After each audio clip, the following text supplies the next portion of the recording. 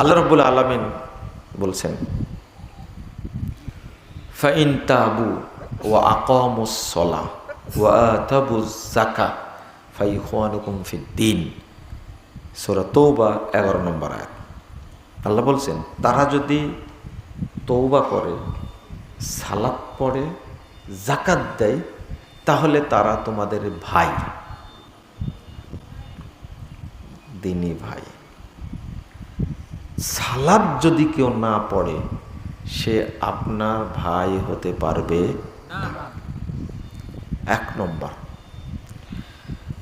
যারা সালাত পড়ে না তারা কাফের।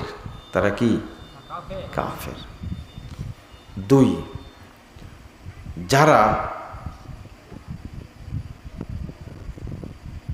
শুধু রমাজানে পড়ে, সারা বছর পড়ে না, তারা অভিজ্ঞ কাফের।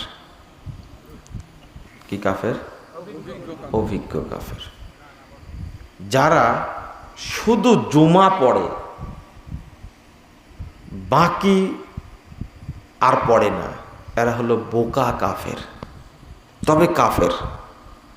কথা কি মনে থাকবে?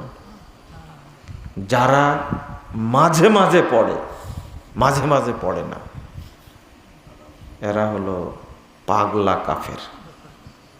কথাগুলো মনে রাখবেন।